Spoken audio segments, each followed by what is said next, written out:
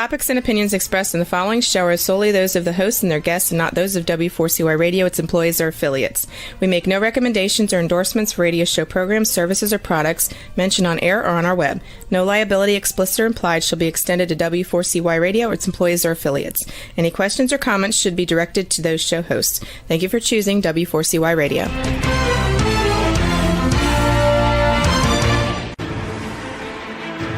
What's working on purpose anyway? Each week, we ponder the answer to this question. People ache for meaning and purpose at work, to contribute their talents passionately and know their lives really matter. They crave being part of an organization that inspires them and helps them grow into realizing their highest potential. Business can be such a force for good in the world, elevating humanity. In our program, we provide guidance and inspiration to help usher in this world we all want, working on purpose. Now, here's your host, Dr. Elise Cortez.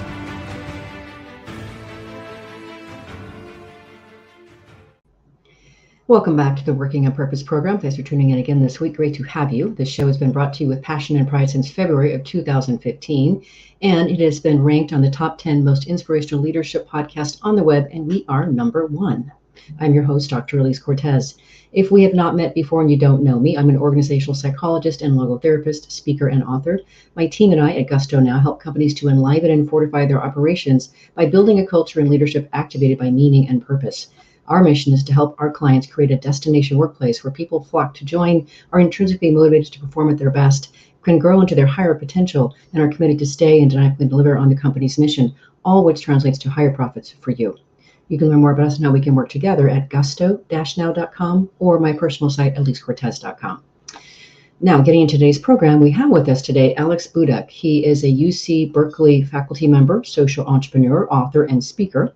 At UC Berkeley, he teaches his wildly popular course called Becoming a Changemaker, directs the Berkeley Haas Global Access Program, and teaches in Berkeley Executive Education programs. He co-founded Start Some Good, which has helped over 1,200 changemakers in over 50 countries raise millions of dollars to launch and scale new change initiatives. He's slightly up to something. He is the author of Becoming a Changemaker, an actionable, inclusive guide to leading positive change at any level, which we'll be talking about on today's program. He joins today from Berkeley, California. Alex, a hearty welcome to Working on Purpose. Elise, thanks for having me. Happy to be here. So great to have you. And as I mentioned, I was in your neck of the woods when I was reading this. I was right in Berkeley reading your book, as I said to you, waiting for you to come into that cafe and sit down with me and talk about your book. But we have to do it here anyway. So how's that? Perfect. I'll take it. Okay, well, let's crack into this. So, you are clearly, riveted on this idea of making change. So where did the fascination come from? Well, like so many things, it's sort of like the Steve Jobs commencement address where it only makes sense looking backwards. Mm-hmm. And I guess I've always sort of found myself in areas of change. I grew up in the Silicon Valley Bay Area. So I've always kind of been around innovation and entrepreneurship, but for better or worse, was just never driven to create something just for the sake of money. It's fine if you are, that wasn't me. And so for me, it happened while I was living and working in India that I first got introduced to the concept of social entrepreneurship. And that's really what you do, at least. I mean, it's blending the idea of purpose and profit together.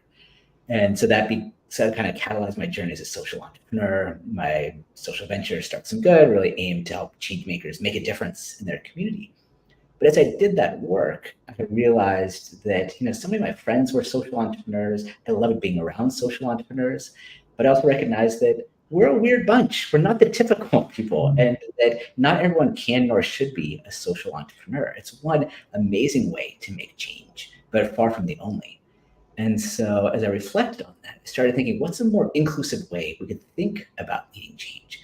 How can we think about empowering everyone to be an agent of change, not just the people with a fancy title or that start their own organization? And so that's where, sort of building on my previous experience, my lived experience, passions, it sort of all came together and said, yeah, change making. That's where I want to be, and that's what I've dedicated the last 15 years or so of my life. I think it's fantastic, and I one of my things that really causes me to really get the kajibis, if that is an actual word, is when I go into organizations and I hear, well, that's just how we do things around here. Mm. Oh my gosh, please don't say anything like that. So for you've got a very unique perspective on change. Why do you think change making is so important in the world? Well, there's both the macro reason and then the micro.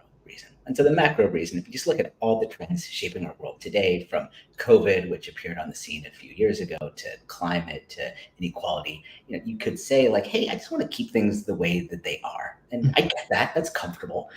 But as COVID showed us, if we just try to stay the same, we might not exist for much longer. And so I think there's an imperative at just the macro scale that the world is changing faster and faster than ever before. And it will also never change this slowly ever again. So we've got to get comfortable with the changes around us. You could hope that things will slow down. You could wish things would change less, but that's not going to happen. So that's the macro reason why. Then on the micro reason is, I believe everyone can have a sense of meaning, of fulfillment, of purpose, of belonging. And it's sad to me. It's understandable sometimes, but it's sad to me when people just feel so beaten down by systems. And again, there are really unfair, unjust systems, and there's plenty of bureaucracies that try to take that life out of us. But there's also that opportunity to sort of turn on your own switch and say, look, change can be a huge threat and it's scary, but there's also opportunity in the threat. I love the word of the singer-songwriter Joan Baez. She says, action is the antidote to despair. Mm-hmm. So it's fair to say, look, don't feel any despair. Don't feel frustration. Don't feel like things shouldn't change. Feel that, but then find a bias towards action. And in that action, you often find your meaning. Oh, Alex, I love that. In the world of psychology, we have a fun word to describe what you're talking about, and that is human agency. So when we can activate our own sense of agency, yes, it's incredibly energizing and fulfilling. So yes, it's one of the reasons I wanted to have you in my program. I want more of these change makers that can actually exercise that agency. So, all right, so now we have to go next to this wonderful part that I loved so much in your book about learning how it is that this now famous change making course that you teach at UC Berkeley. But the way that it really began is fantastic. You were really quite precocious in how that came to be. I know the story, but our listeners and viewers don't. So if you could tell the story, of how it came to be that you proposed that, offered it, and then how you actually created it, that'd be great. Yeah, I mean, the story of life is so often there's a lot of luck, and there's also the people that are looking out for you. And I think I had kind of a perfect storm there, combined with what you said, that idea of human agency. I think that's the underpinning. But I'd been at UC Berkeley's Haas School of Business for about a year or so, and I found out that my role was getting changed. And so I went into one of my mentor's offices. He just happened to be the person that oversaw all the faculty and all the curriculum at Berkeley Haas. And so we're kind of talking about my transition. What was my next step going to be? But I think he could kind of tell that my heart wasn't in it. He knew me to be very passionate, but I think he saw like I wasn't really in it. And then he said to me, just very directly, "But Alex, what do you really want to do?" And in that moment, it became super clear to me. I said, "Well, I want to teach." And again, keep in mind that I don't have a PhD. I'm not a traditional faculty member and had never taught even at high school before. But to my surprise, instead of shutting me down or telling me all of the dozens of reasons it's not a good idea, he said, "Okay, we want to teach." And again, it was very clear to me. I said, "I want to teach a class called Becoming a Changemaker." And I pretty much expected him to say like, "Okay, that's nice, but we're a business school. We're not going to teach that here." But again, to my surprise, he said, "Okay, put together a syllabus, show it to me, and we'll go from there." And so I shook his hand, leaping out of my seat, left his office, closed the door, and then literally immediately Googled how to create a syllabus because I had no idea what I was doing, but I knew it was too good of opportunity to let fly by. And so that was the beginning of it, was someone that gave me a chance and this clear sense of purpose of wanting to say, how can we create a class to help more people become change makers? Well, and then you go on. I love that story. So listeners and viewers, just listen to that, right? Take some inspiration from that. If there's something you want to do, just go, be bold, be precocious. My daughter, when she was like 5, she said, she came back from this summer camp. She goes, "Mama, I learned something today. You don't ask, you don't get." And I said, "Boy, you just remember that throughout your whole life and you'll be just fine." But then it gets better because then you actually create the course, and then the day comes when you're going to open the doors for the first set of students, and you're hoping there's going to be a couple of people in there, and the thing is overflowing with students everywhere. So great, Alex. It brought me to tears, honestly, because it's very meaningful to put your own self into the world in this way. You do this with your books, you're speaking. Yes, that's right. There's something about, if I were teaching an accounting class, every school has an accounting class, and that's important. But that's not sort of deeply who I am.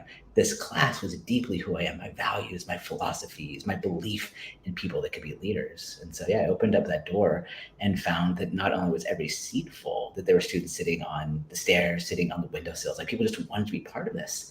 And it wasn't me. It was just, I was tapping into something, this idea that these students were hungry for something greater than themselves. They had maybe this energy and enthusiasm, but they wanted a sense of how do I turn that into real purpose? And that really crystallized for me that this was a meaningful thing I was about to start, and gave me so much meaning going forward to say, yeah, I'm serving these students. Yeah, I really understand that. When you create something of your own and you present it and people really respond to it, there's nothing better than that feeling. But that's exactly why. So, what I got from your share and what you said in the book is this is an indication of how much people really want to matter. People don't want to go through life hoping that they squeak under the radar screen and nobody notices. They want to matter, which is why I put that into this episode title, by the way. So, yeah, I think you were tapping into this craving that we all have to matter. And that's more of the work that I'm doing in the world, too, is let's help more people do that by the way that we create our organizations and our cultures and lead people. So, yes. Brilliant, Alex. I want to take a class. Yes to mattering, and yes to feeling like they're connecting into something greater than themselves. Yeah, I think we can activate that in folks. Yeah. So then what I do in this program is I like to do a little bit of teaching. Of course, there's always an inspirational component here, but there's a few things in your book that I just kind of wanted to pepper and bring forth. Obviously, we can't discuss everything in your book because there's just so much in it. But I did want you to cover off on the three fundamental building blocks that you talk about in change making that I just think is really useful. Can we start there?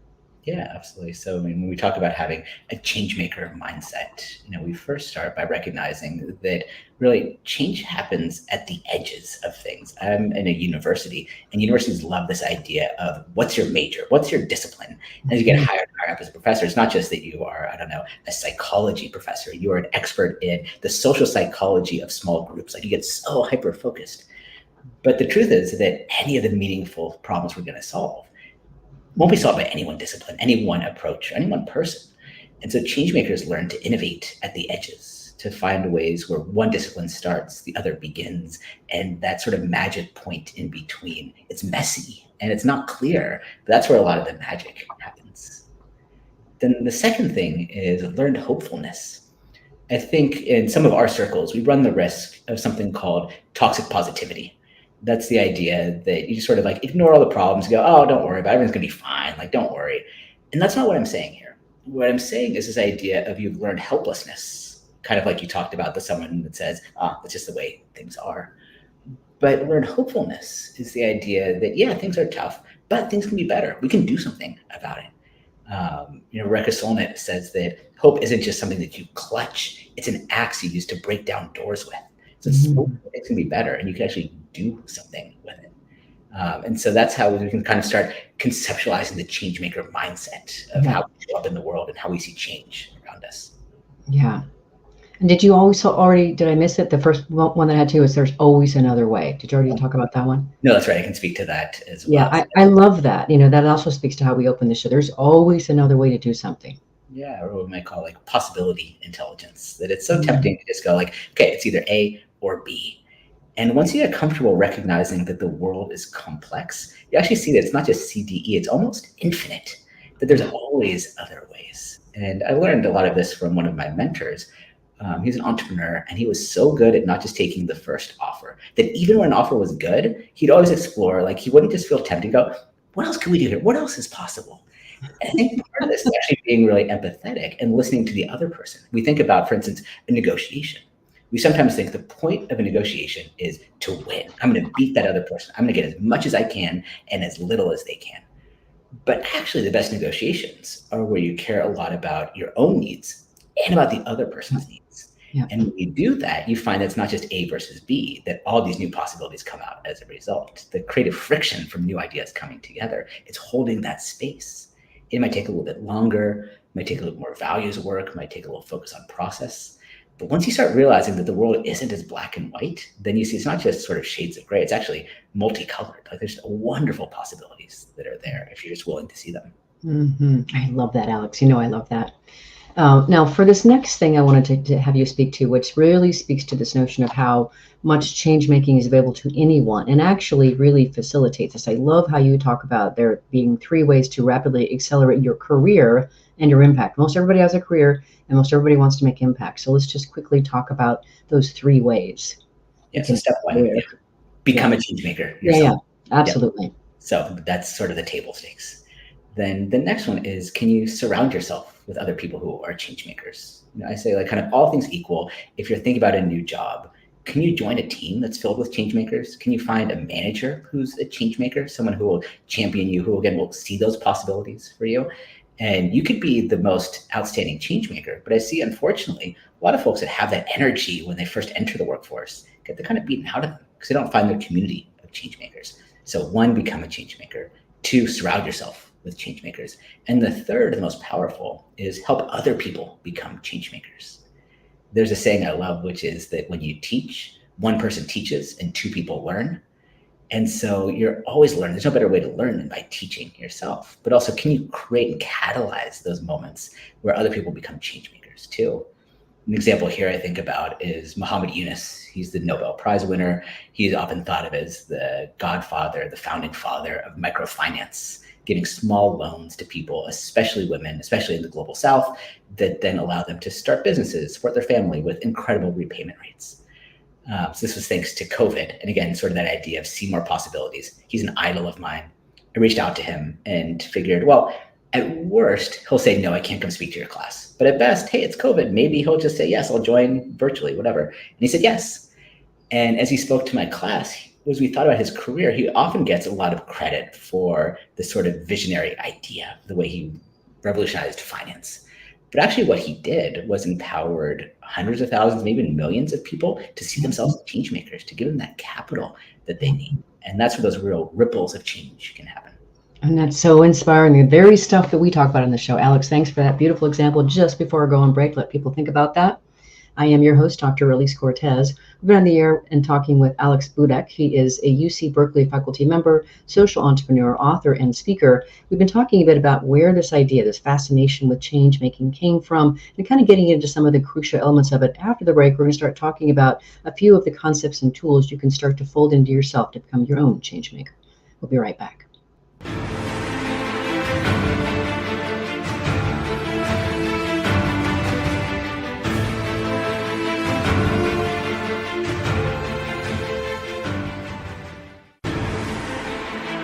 Dr. Elise Cortez is a management consultant specializing in meaning and purpose, an inspirational speaker and author. She helps companies visioneer for greater purpose among stakeholders and develop purpose-inspired leadership and meaning-infused cultures that elevate fulfillment, performance, and commitment within the workforce. To learn more or to invite Elise to speak to your organization, please visit her at elisecortez.com. Let's talk about how to get your employees working on purpose.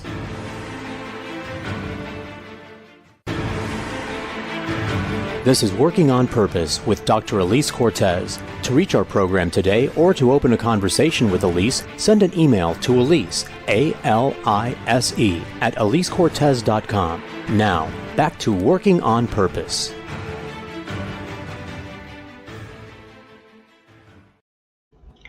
Thanks for staying with us and welcome back to Working on Purpose. I'm your host, Dr. Elise Cortez. As I, too, am dedicated to helping create a world where people realize their potential at work. They are realizing how they can matter. They're led by inspirational leaders that help them find and contribute their greatness, and we do business that betters the world. I keep researching and writing my books. So my last one came out in March of 2023.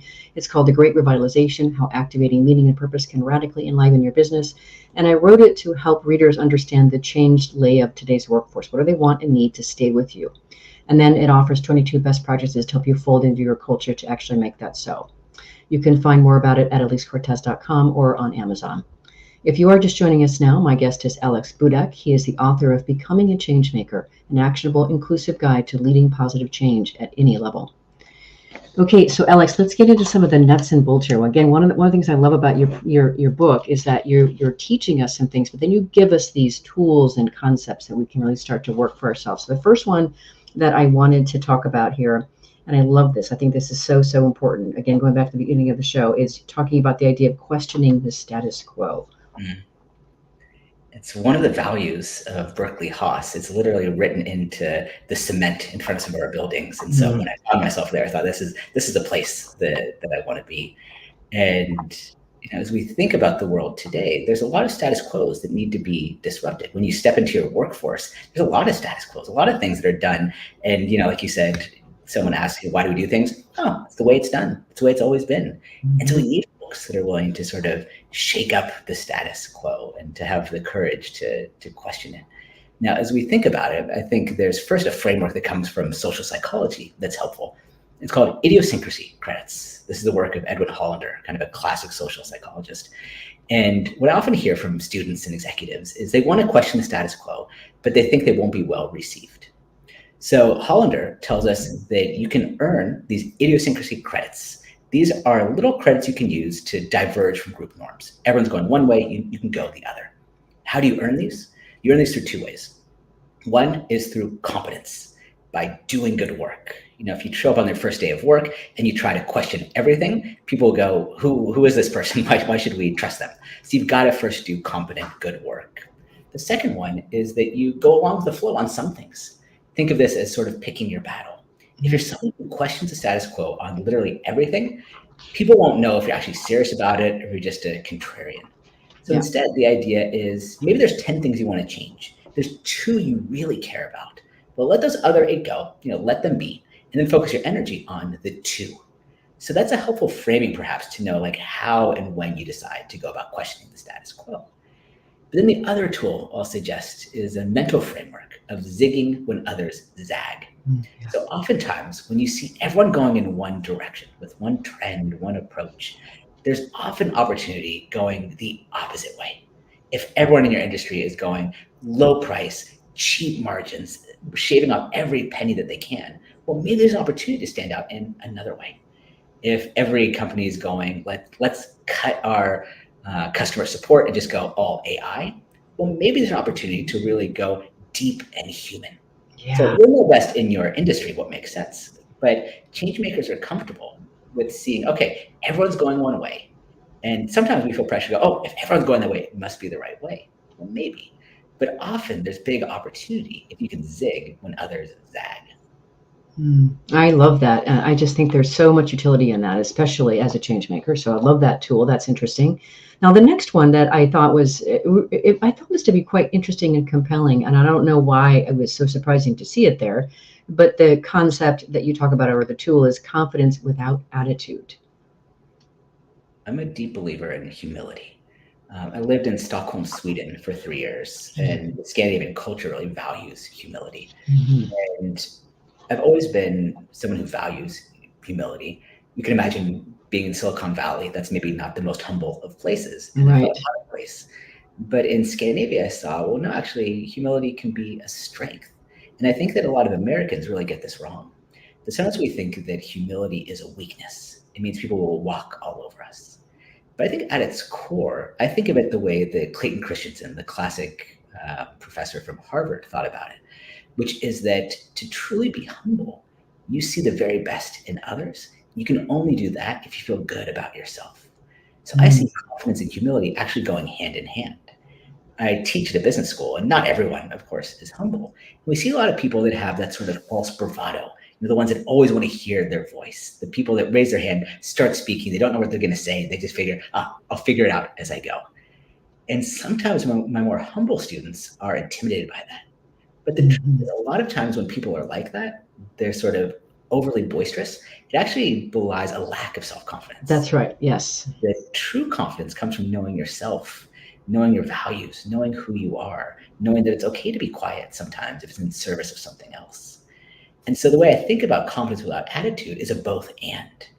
That in order to be an effective leader, you have to have the confidence. You've got to be confident enough to stand up and say, look, I want to fight for this change. I believe in this. Here's my vision. Come along with me. That takes a lot of confidence. But it also requires humility to have other people listen to you, to listen to them, to be open to other ideas. There's an idea I just recently read about, which I love. This comes from the work of Bob Sutton and Huggy Rao at Stanford University. And they talk about this idea of flexing the hierarchy. we often think that it's either or, right? Again, Changemaker is seeing possibilities. So that either we have a very strict hierarchy, it's the CEO, the senior vice president, the vice president, all the way down. Or we have this completely flat, egalitarian organization. And the truth is neither of those work. You don't want one that's either or. What you want is a leader that can flex the hierarchy. So an example you might think about is maybe it's the Navy SEALs and they're doing a military exercise. Well, in the middle of the exercise, you need to be pretty top down. You need to have the person who's in charge giving commands, telling people where to go, having the plan. But then once you get into, let's say, the postmortem where you're wrapping up and saying what worked, what didn't work, well, then you can be totally flat. Then you want everyone's voices. And so I think leaders often feel pressure to be either the top-down leader or the everyone's equal leader. But I think actually you want to flex the hierarchy. And you do so by having confidence without attitude, the confidence to stand up, but also the humility to listen and be open to others. I think that is beautifully rendered, Alex. In fact, when I was reading that section of your book, I texted a friend of mine and I told him about, the humility aspect of this. And I said, this is you. This is how you lead. And he is a very, very high level executive in an organization, has a lot of authority, and he brings that beautiful humility. He's radically altered the course of the organization just because of his presence.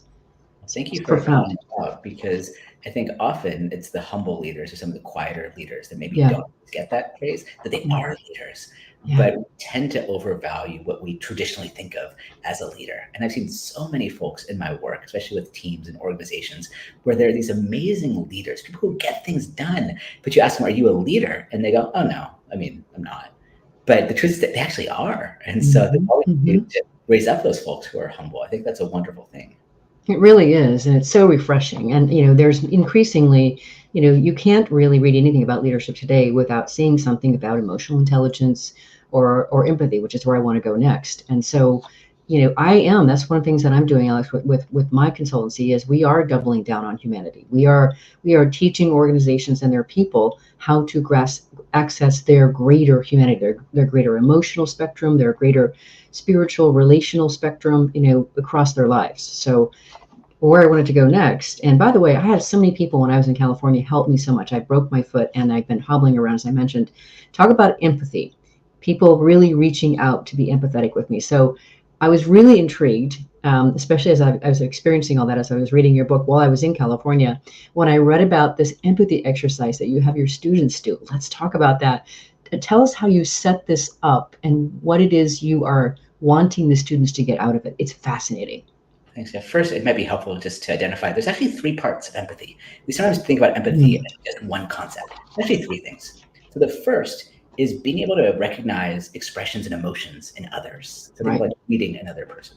Yeah. The second one is being able to share emotional states. So if you maybe go to counseling, your therapist is probably very good at this, right? They can kind of see where you're feeling, feel those emotions. Great managers can do this. And then the third is really being able to put yourself in someone else's shoes, see things from their perspective. Yeah. And I want to, again, just make very clear that empathy is not the same as sympathy. It doesn't mean you have to agree with them. It just means you're able to see things from where they are. And so I really want my students to focus on this third one, this idea of seeing things from another perspective. I recognize that in leading change, there's inevitably going to be conflict. It just is going to happen. If you're questioning the status quo, there will be people who just prefer the status quo. So conflict is inevitable. And so I want to prepare my students for thinking, how do they approach that conflict in thoughtful and effective ways? And so we do this experiment. And I actually think it works better to write it down rather than just think in your head. And so we begin by asking students to just come up with a recent frustrating experience. It could be small. It could be as small as, I don't know, someone cut you off while driving. It could be something that's a more systemic issue. Maybe your boss always interrupts you at work when you're talking. I want you to just really sit with that, kind of feel those emotions. I get them to feel that frustration, that sadness, that anger. Then the part that's maybe the most fun is I go, okay, let your most judgmental self out. Run wild with your judgments. Make all the worst judgments you can about someone. If someone cuts you off driving, well, they're just entitled and obnoxious and rich and whatever it is that you want to say. And students obviously like that part. Then I ask the question and I go, okay, so you've made these assumptions about someone. Is it true? And there's sort of a moment of silence. Then I go, okay, ask yourself this question. Is it 100% absolutely true? There's no possibility that you are wrong, that your judgments of them are exactly 100% correct. And I go, if you are, well, cool. Then you're done with the exercise. You've done it. But if there's even 0.001% chance that you're wrong, well, then let's continue on. And now that we've made the worst assumptions about someone, now we put ourselves in their shoes and say, where might they be coming from? And you're not saying that you know for sure. You're just imagining what the scenario could be. And then as we sit with that for a little bit longer, I try to help them elevate, right? So understand like where that person's coming from, but then think in terms of values. So once we get to a values level, values are neutral. It's not good or bad. It's how we operationalize the values. I think all of us, to some extent, value security or efficiency. They most show up in different ways we don't like, but we all like those things. And so we think about someone who's, cutting you off at work, not letting you speak. Well, maybe they're valuing efficiency. Maybe it's not a good way of putting that into practice, but that's what they're valuing. Once we move to this sort of values level, it allows you to speak to them at a more human level. Again, sympathy, not empathy, not the same thing. Doesn't mean you have to agree with them. You're just being able to see things from where they are. And you can still totally disagree with them. You can still think that their behavior is reprehensible. You can at least understand where they're coming from. And then asking the question, okay, now that you've identified this, what might you do differently? And we found that just doing this thought experiment, which takes 5-7 minutes, into someone's perspective. It's one thing to go, oh yeah, I'm an empathetic person. When you deeply empathize with someone who really annoys you, it forces you to actually sit with the complexity of the human experience and then to go forward with new perspectives. I just think that's incredibly powerful. And then you've said that you've seen students just on the verge of tears as they realize that what it seemed like an intractable problem, including a roommate issue or whatever it was, suddenly they start to see that there's something else happening here. It opens something. Talk about that possibilities mindset you were mentioning before. So that's incredibly powerful that you have your students do that. So, I couldn't let you go without us talking about that. All right, let's grab our next break. I am Elise Cortez. We've been on the air with Alex Budak. He is a UC Berkeley faculty member, social entrepreneur, author, and speaker. We've been talking about some of the crucial concepts and tools in his book to help you become a change maker. After the break, we're going to get into the idea that he has of reinventing leadership. We'll be right back.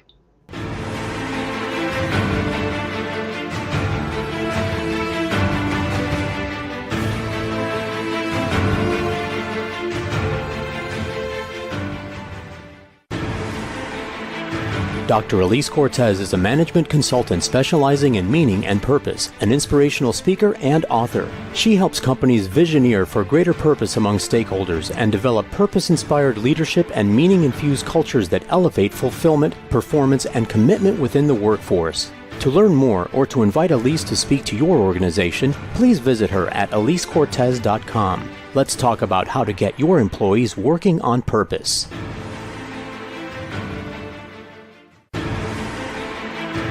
This is Working on Purpose with Dr. Elise Cortez. To reach our program today or to open a conversation with Elise, send an email to Elise, A-L-I-S-E, at elisecortez.com. Now, back to Working on Purpose.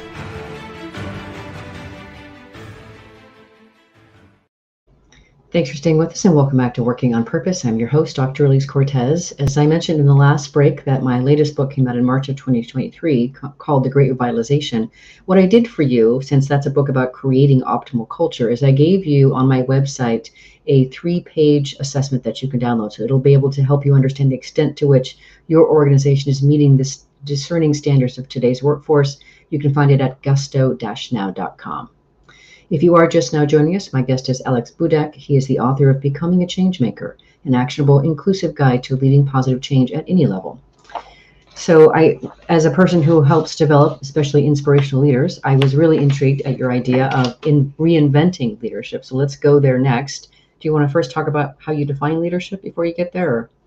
Oh, sure. So I define leadership just simply as making meaningful things happen through and with other people. I love it. It's so crisp.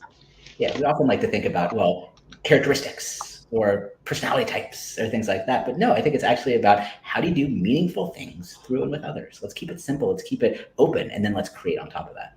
Mm-hmm. So I love that. So then you do talk about 4 different aspects that you believe we need in the 21st century leadership skills. So, that's your idea of reinventing leadership. Yes. Well, that's right. I guess I could share where it comes from, which is that Yeah. I first began my career in academia running a leadership center for Berkeley Haas. And I love this because it gave me the wonderful excuse to reach out to all these people, these leaders I admired, and people who would honestly never take my call otherwise. But because I came from a center, they were willing to sit down with me, have coffee or lunch. And I got to just have conversations. At least it's a little bit like what you get to do, just talk with interesting people. And I got to ask them questions. How did you develop your own model of leadership? And what was so interesting to me was that I found that the number one reason by far is that they had experienced bad leadership. They'd experienced a boss, a leader who didn't make them feel good. They weren't inclusive, or they did something that just wasn't right. And they made the conscious decision to do things differently. And I really love that because, again, it's about finding that human agency that we find in a lot of toxic cultures. This idea of a bad culture gets passed from the vice president down to the manager. Then the manager becomes the vice president, and they go, well, that's how we do things here. And so we continue those toxic behaviors. Yeah. There's actual wonderful agency and freedom that comes from saying, no, that's not how it should be. And I'm going to choose my own model. And so I invite Changemaker leaders to actually learn from those bad experiences and then choose to do things differently. I love that you brought that up, because when I was doing my research on meaning in work and identity, which is part of the basis of these 15 modes of engagement that I found, people talked about that a lot. When I asked them about their choices and such and what they found either meaningful or not, they would talk about these people that were bad experiences. And I came to describe those people because they had a role in their life. I call those people the anti-role models. Mm-hmm. And people were like, yes, that's it. That's exactly what they were. Show me who I don't want to be.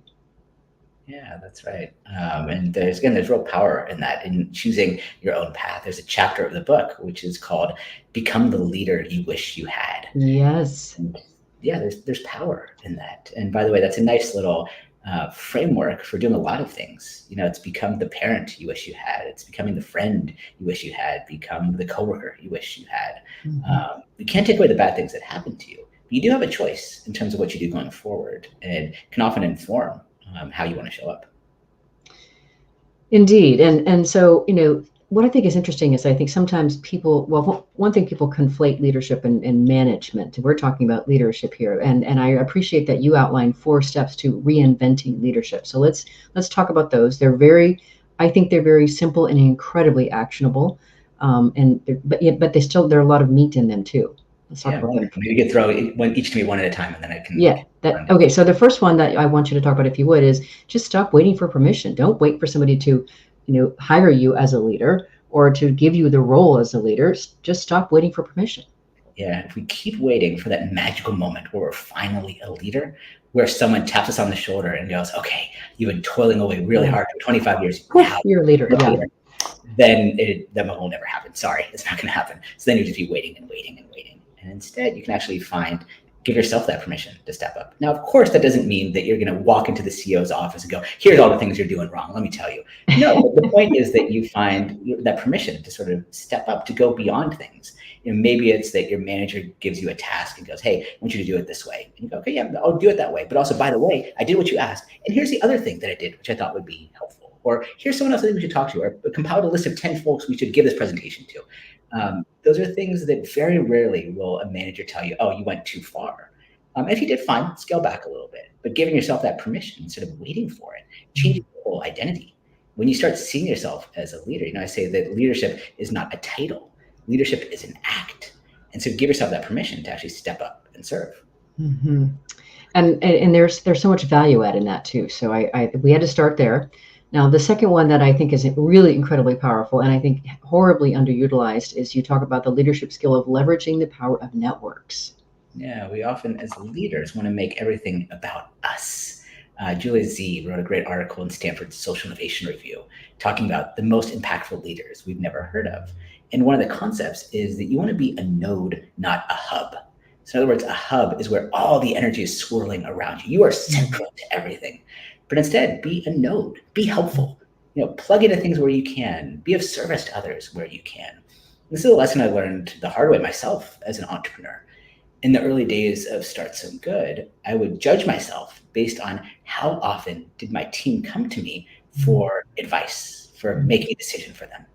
And on that measure, I was doing really well because they were constantly coming to me. But what I realized is that I'd become a huge bottleneck to our team, that they're asking me everything to like, what do you think about this tweet we're about to send? And I thought I was doing great, but actually I was slowing our team down. I realized that our team had become like a merry-go-round, that I was the pole firmly in the center. And there's all this activity swirling around me, but we weren't going anywhere. Yeah. And so it wasn't until I stepped back and gave my team power and realized that I want to judge myself based on how many decisions do I not need to make? Can I set the vision and the values so that they know the right decision to make, the one we want to make as a team that's in line with where we want to take this company, and they don't need me. And that's when we started taking off, was once I get myself out of the way. So being a node, not a hub.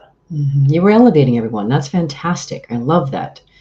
Okay, then the third one is that you talk about is the 3 V's of leading with purpose, our vision, values, and victories. I love that. That's a fantastic combination, especially the last one. Yeah, so as changemakers, as leaders, one of the greatest gifts we can give to those on our team is giving them that sense of purpose. I think people, you've written about this, you talk about this, people are hungry for a sense of purpose. And what an amazing thing you can give to have someone feel like their work matters, that their contributions matter. And purpose unlocks that. But it's not as simple as just sort of saying, oh, we're gonna have a culture of purpose. And so I really say, look, to create that, there's 3 V's. So the first is vision. I define vision as painting a picture of the future that's so compelling that people can't help but want to be part of it with you. Yeah. And there's a story which I think is apocryphal, but I like it to exemplify this, which goes, a journalist was walking through the halls of NASA and she finds a janitor, and she asks the janitor, what do you do for a living? And just to be clear, janitors do really important and totally underappreciated work. But she goes, what do you do for a living? And he goes, I help launch rockets into space. So it's the guy that's so bought into the mission and vision of NASA that he sees how his work, however removed, is connected. Yeah. In your own work, if you're trying to influence someone to be part of your changes, can you help an accountant see how them doing the numbers in the right way will lead to this change you're creating? Can you also get a sense of the vision where the marketers pull into it and they create something even better than you could have? So vision. Second is values, giving people a way of working. And the data here are super clear. If you want to engage Gen Z, you've got to be thoughtful about your values. According to Gallup, 70% of Gen Z wants to work for organizations that match or reflect their values. So it's no longer a nice to have, it's a must have, it's a table stakes. Yeah. But there's ways you can define yourself. So again, I mentioned that I love working at Berkeley Haas. And a big reason is because one of our values is questioning the status quo. That felt comfortable to me. I'm an atypical person to be at a business school. But when I saw, this is a business school that wants to question the status quo, I said, yeah, that's who I am. I want to be part of that. So values give people a sense of working, of purpose. Mm-hmm. And the third is victories. Some people, maybe those that naturally find themselves as change makers, we have this kind of long-term perspective, or at least you've written 3 books at least, and you know how hard it is to write a book. Mm-hmm. And you're in it for the long haul because you have that vision. But not all of us do, right? Sometimes it feels really overwhelming, or we want to be part of a big change, but then it also feels, oh, this can take forever. And this is a mistake that I honestly made myself, because I'm so bought into that large vision, where I want to be in 15 years, 20 years, that I kind of forget to celebrate the milestones along the way. You or I might not rest until we reach that big systemic change. But we've got to help our teammates see how their contributions are leading to that change. So stopping to celebrate those victories, the small things, the small steps that bring us closer to that vision. So to lead with purpose, focus on vision, on values, and on victories. Beautifully rendered, Alex. And I'm hanging on every word because I totally align with everything that you said, of course, because of the work that I do too. I think that was is that everything? There's also leading with values means giving your team a way of working. Yes, you covered that. And small wins. Okay, so that's good. So they'll create these 4 steps to reinventing leadership. For me, this is in complete alignment with the work that I do. So if that's what you mean by reinventing leadership, I am right in your backyard, in your back pocket with you. Let's do it. Let's do it. Reinventing it together. Yeah. Okay. Well, and then part of that I think is really quite also unique that you put forth in your book, something that I really haven't seen before, Alex, and this idea that your idea of microleadership. Let's just briefly hit on that. Yeah, a new concept I put forward, which is making that shift, because so often when you read a lot of leadership books, it's about that single heroic act. Right. It's about Steve Jobs pulling the iPhone out of his pocket. It's about Eleanor Roosevelt leading the Declaration of Human Rights. There's a role for that type of leadership. But I think when we put those leaders up on a pedestal, it causes so many of us to say, that's not who I am. I'm not that charismatic. I'm not outgoing. I'm not an extrovert. We give ourselves a reason to say that's not us. But leadership isn't an act. Leadership isn't a title. Leadership is an act. It's a way of showing up in the world. And so things look very different, going back to our idea of agency, when you say, look, it's not about having a title. It's about seizing leadership moments. And these moments appear before us dozens of times per day, small little moments, small chances to step up and serve others. And so for me, there's really 3 steps to practicing microleadership. So the first, giving yourself permission to say, yeah, you know what? I don't need someone else to tell me I can step up and help in a small way. What does this look like? Maybe it's during a team meeting, you notice one of your colleagues hasn't spoken up, and you say, hey, no pressure, but would love to hear from you if you're willing to share your perspective. Love it. Maybe it's being the one person saying no when everyone else is saying yes. Or maybe it's staying late to help a new colleague clean up after their first event. Right? These are tiny moments. You'll never go too far, but you give yourself that permission. So give yourself permission. The second is serve others. My definition of leadership is rooted in serving others. Fundamentally, I love servant leadership, small little actions, ways of going beyond yourself that make things better for those around you. And then the third is do it again and again and again. The idea that any one act of microleadership will be insignificant. But if you practice it every single day, you might look back after a month or a quarter and realized, well, before my own eyes, I've just become a leader. Because when you stop waiting for that title, instead you see it as acts, then those acts add up. And before you know it, you've become that leader. Beautiful. And that is such a beautiful, easy, open entry point for every single person listening to this program. So that's microleadership, ladies and gentlemen. We have pretty much come to the end of the show already here, Alex. But before we do, I just want to quickly say, and maybe before I want you to close, I do want to just quickly share with our listeners and viewers that you list 6 traits of an inclusive leader that I just think is really important for today's world. And then listeners and viewers, you just got to read the book to learn more about them. But they are visible commitment to inclusivity. Number 2 is humility, which we talked about. 3 is curiosity about others. Can't emphasize that enough. And then 4th, cultural intelligence, also very critical. 5th, effective collaboration. And 6th, awareness of bias. Yes, ladies and gentlemen, every single one of us has bias. It's part of the human condition. So just wanted to give that a quick shout out, Alex. I think this is a fantastic list for inclusive leadership. Thank you. Just to say that's actually the work of Juliet Bork and Andrea Espedito. So I built off of that. But yeah, they're the ones that originally created that. Of course, giving credit where credit is due. I appreciate that. So by now that this show is listened to by people around the world. And what they tune in for is to learn something about how to either experience a destination workplace, or how to develop their own skills, or to become the kind of leader that can steward that kind of a work world for others. What would you like to leave them with? Oh, there's so many wonderful threads that we built together today. I wish we had just more time because I'd like to build on some more of them. But I think if there's one thing, the theme that kept coming out again and again is this idea of agency, this idea that you're more powerful than you ever thought that you are. And I also believe that the world has never been more ready for you. And so I hope that you'll leave this being willing to give yourself permission to see leadership as being a little less scary than you otherwise might be. You also lead in your own way. There's no one way to lead. Lean into your values, lean into vision. But more than anything, stop waiting for permission, give it to yourself, and go be a change maker. Well, what a beautiful way to finish this show, Alex. I am so grateful our paths have crossed. I am so grateful that I get to host this show and I come into contact with brilliant minds like you, that when I read your work, I become a better version of myself. And then I get to share with my listeners and viewers. So thank you for being on Working on Purpose and being you. Thanks, Lisa. I really enjoyed our conversation today. Me too. All right, listeners and viewers, you are going to want to learn more about Alex Budak and the work that he does, helping to create change makers all around the world, and his book, Becoming a Changemaker. So you can start by visiting him at his website, alexbudak.com. Let me spell that for you.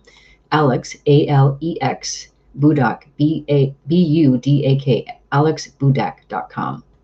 Last week, if you missed the live show, you can always catch it via recorded podcast. We were on air with David Pearl, the creator and founder of Street Wisdom, which provides workshops of curious discovery around the world. And he's also the author of Wonderful, Find Wonder in the Everyday, every day. It was an amazing conversation. And I had him sing opera as well in Italian. It was beautiful. Next week, we'll be on air with Maja Dijevic, talking about her new book, The Possible Self, The Leader's Guide to Personal Development. See you then, and remember that work is one of the best adventures and means of realizing our potential and making the impact we crave, so let's work on purpose. We hope you've enjoyed this week's program. Be sure to tune into Working on Purpose, featuring your host, Dr. Elise Cortez, each week on W4CY. Together, we'll create a world where business operates conscientiously, leadership inspires impassioned performance, and employees are fulfilled in work that provides the meaning and purpose they crave.